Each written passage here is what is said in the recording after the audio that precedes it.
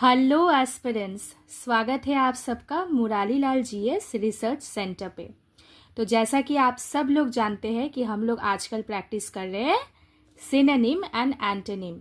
तो आज प्रैक्टिस से 3 के साथ कुछ और इम्पॉर्टेंट वर्ड्स को प्रैक्टिस करेंगे, टिप्स एंड ट्रिक्स अप्लाई करेंगे, रट्टा नहीं मारना है यही सोच के आगे बढ़ेंगे और खूब सारे वर्ड्स को अपने स्टॉक पे बरकरार रखते हुए वोकैब को भी इंक्रीज करेंगे।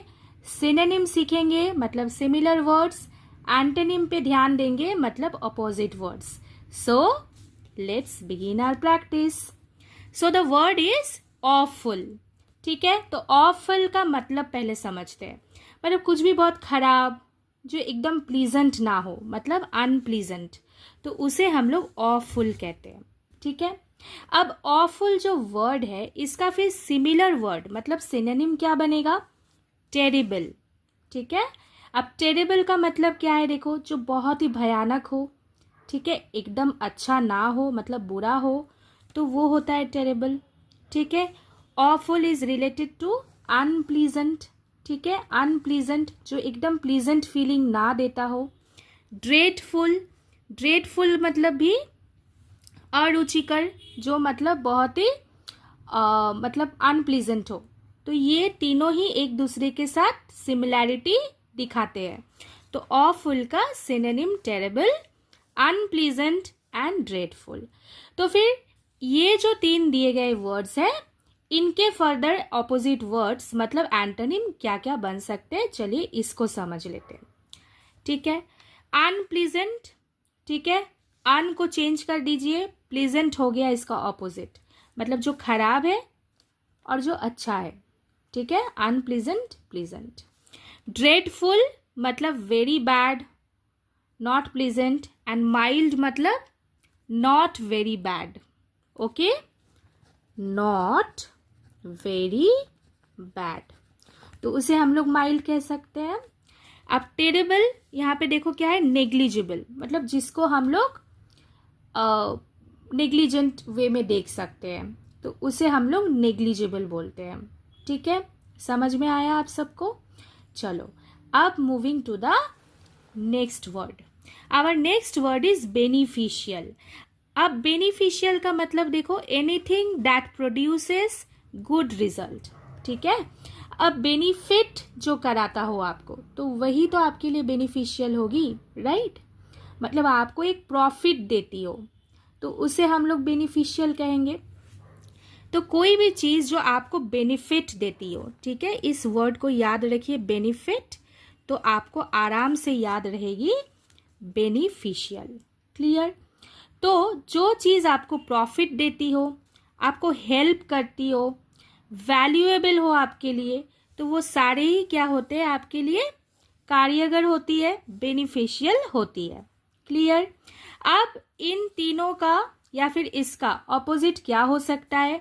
जो चीज बेनिफिशियल मतलब जो आपको बेनिफिट देती हो, प्रॉफिट कराती हो, वैल्यू देती हो, हेल्प करती हो। तो जो ना हेल्प करे फिर अनहेल्पफुल। जो आपके लिए हार्मफुल हो मतलब बेनिफिशियल ना हो, तो हार्मफुल ऑपोजिट बन जाएगा किसका? बेनिफिशियल का। ठीक है, जो अनप्रॉफिटेबल हो मतलब जो प्रॉफिट ना दे के जाए, तो वो भी तो बेनिफिशियल का ऑपोजिट बनेगा।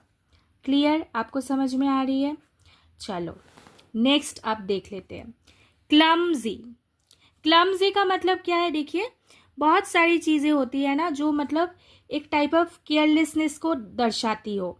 ठीक है ना, मतलब आप बिल्कुल भी केयरफुल नहीं हो। ठीक है, अच्छा, काफी टाइम आपने सुना होगा कि क्लमजी को हम लोग यूज करते हैं ऐसे, जैसे कुछ एक डर्टी हैंडराइटिंग हम लोगों ने देख लिया तो बोलते हैं कि क्लमजी है, बहुत लिखाई जो किया गया है बहुत क्लमजी वे में किया गया, मतलब जिसमें बिल्कुल भी ग्रेस ना हो, अदब ना हो। ठीक है, तो क्लमजी का फिर ऑपोजिट हम लोग देखेंगे, लेकिन उसके पहले हम लोग सिनोनिम मतलब सिमिलर वर्ड को देख लेते हैं। तो क्लमजी का सिमिलर वर्ड क्या है? ऑकवर्ड।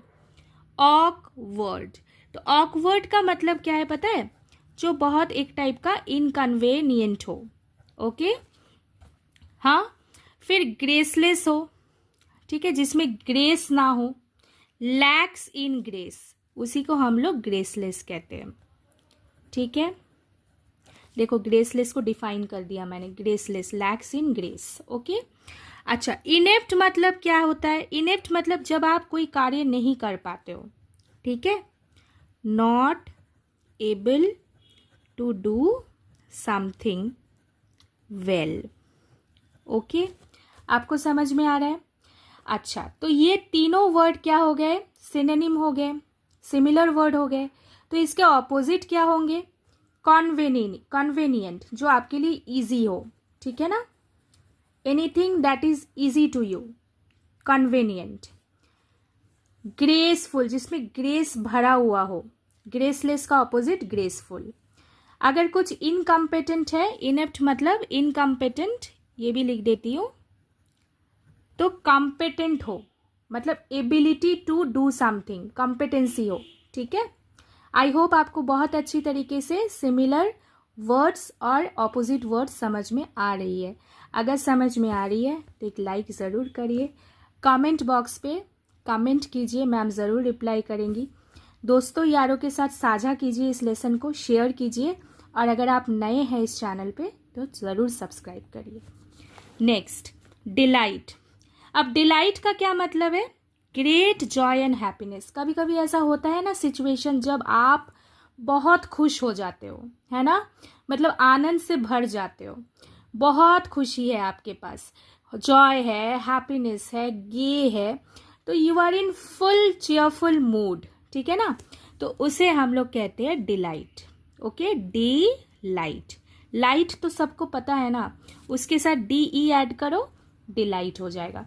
तो कभी भी इनकरेक्ट करेक्ट स्पेलिंग का भी जो क्वेश्चंस आते हैं ना एसएससी के कुछ एग्जाम्स में, तो वो भी आपको इजी वे में आप याद रख पाओगे, स्पेलिंग जो अगर रॉन्ग दिया होगा तो उसको भी करेक्ट कर पाओगे, ठीक है ना।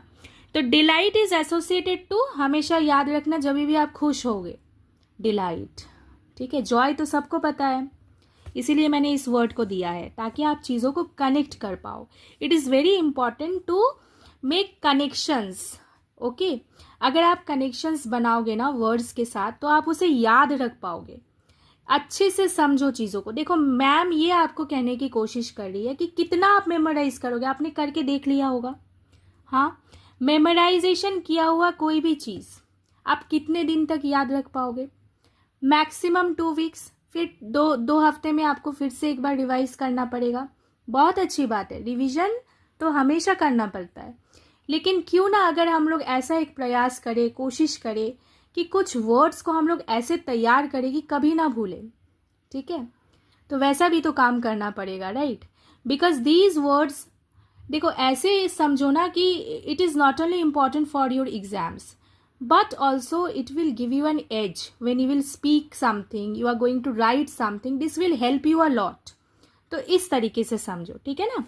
तो डिलाइट, जॉय, चार्म, अम्यूजमेंट, ठीक है। फीस्ट, फेस्टिविटीज जब होते हैं तब हम लोग बहुत खुश हो जाते हैं, एकदम उल्लास से भर जाते हैं, अम्यूजमेंट। ओके, अच्छा अब इसका ऑपोजिट क्या होगा? बोरियत होगा। बोर, अकेले बैठे हो, जीवन में आनंद ही नहीं है, खुश नहीं हो, सैडनेस। डिसकंटेंट मतलब एक आपने वर्ड सुना होगा, सेटिस्फैक्शन, सुना है ना, तो अनसेटिस्फाइड। ओके, जब आप सेटिस्फाइड नहीं हो, डिसकंटेंट। क्लियर? देखो चीज़ों को कनेक्ट करा के आपको सिखा रही हूँ ताकि आप याद रख सको, ठीक है। चलो moving to the next, eloquent. अब ये जो है ना वर्ड, ये बहुत पसंदीदा वर्ड है, मैंने काफ़ी सारे PYQs में देखे हुए हैं, ये वर्ड रिपीट होता है, एलोक्वेंट। एलोक्वेंट मतलब देखो आप तो आजकल YouTube पे काफ़ी सारे पॉडकास्ट्स देखते होंगे, मैं खुद भी देखती हूँ, मुझे बहुत अच्छा लगता है देखना, but always after doing my work, ठीक है ना। I don't use to waste my time and I will tell you not to waste your time as well. सब देखो, सीखो, समझो, पर अपने काम को करते हुए, ठीक है, क्योंकि आप इतने बड़े एग्जाम की तैयारी कर रहे हो तो वो आपका पहला प्रायोरिटी होना चाहिए, ठीक है। अच्छा, इलोक्वेंट आप देखे होंगे कितनी अच्छी तरीके से, कितने एक्सपीरियंस्ड लोग आते हैं, इतने अच्छी तरीके से इंटरव्यूज़ होते हैं, या फिर न्यूज़ चैनल्स में भी आपने देखा है कितने वेल आर्टिकुलेटेड वे में वो लोग बात करते हैं, right. We have seen our leaders, we have seen great people speaking so well, right.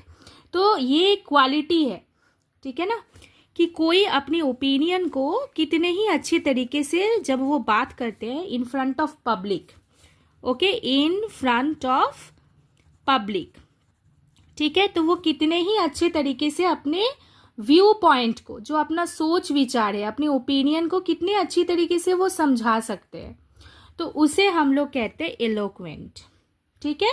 ऐसे ही याद रखोगे, जब आप किसी बड़े लीडर्स को बात करते देखोगे तो एलोक्वेंट याद रखना, ठीक है।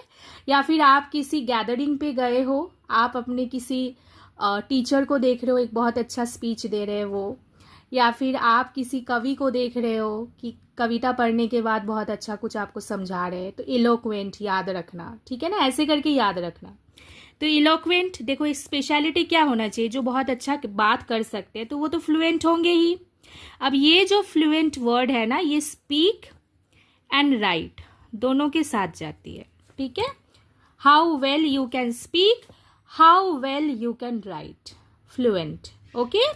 अब आर्टिकुलेट करना मतलब एक टाइप का कला होता है, ठीक है। आर्टिकुलेट मतलब जब आप अपने आइडिया को बहुत अच्छी तरीके से एक्सप्रेस कर सकते हो तो उसे आर्टिकुलेट कहते हैं, ठीक है। अब आइडिया को हम लोग कैसे एक्सप्रेस कर सकते हैं बताओ। जब आप कम्युनिकेशन कर रहे हो, आप बात करके भी कर सकते हो, आइडिया को रिटन वे में भी आप एक्सप्रेस कर सकते हो। आप तो इतना बड़ा प्रिपरेशन कर रहे हो तो आप न्यूज़पेपर पढ़ते हो, ठीक है ना, कितने एडिटोरियल आप पढ़ते हो, सब आके कितना अच्छा एडिटोरियल में लिखते हैं, है ना, ऑल रिस्पेक्टेड पीपल। तो आर्टिकुलेशन भी एक टाइप का क्वालिटी होता है, how well you can express your ideas, and जो कि एक्सप्रेशन से रिलेटेड है तो एक्सप्रेसिव वर्ड तो सिनोनिम में जाएगा ही, ठीक है।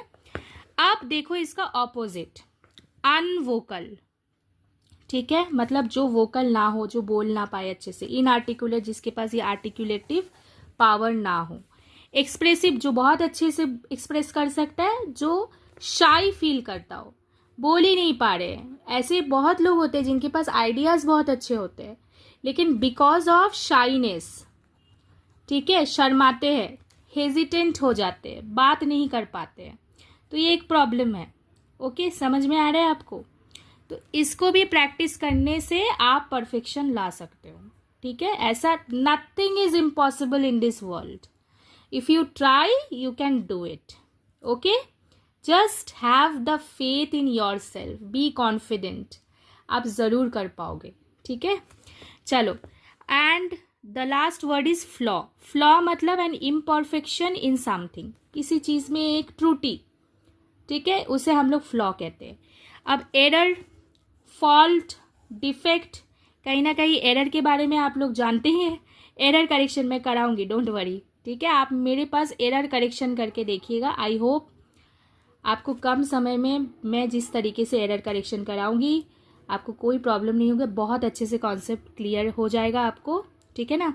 और एक बात मैं कहना चाहती हूँ सारे एस्पिरेंट से, इस चैनल पे खूब सारे लेसन्स दिए हुए हैं catering to many topics, science, history, politics, बहुत सारे क्वेश्चन सर कराते हैं। Go and visit, grab the knowledge that is given, okay. Error, fault, defect, और इसका ऑपोजिट क्या होगा, रेक्टिफाई। अगर एरर हुआ है तो रेक्टिफाई कर लो, ठीक है। तो एरर गलती, रेक्टिफाई सुधारना, तो ऑपोजिट हो गया ना। अगर कहीं पे फॉल्ट है तो उसको परफेक्शन पे लेके आओ, ठीक है। और अगर डिफेक्ट है तो रिपेयर कर लेते हैं हम लोग, तो बन गया ना एक दूसरे का ऑपोजिट। तो I hope this lesson has been helpful to you all. अगर थोड़ा सा भी हेल्पफुल हुआ है ना तो एक कमेंट में एक वर्ड लिखो, हेल्पफुल। अगर समझ में आया क्लियर लिखो, ठीक है। और stay fit, fine, stay positive as always, and don't waste your time, okay. Use your time properly. Take care. Thank you.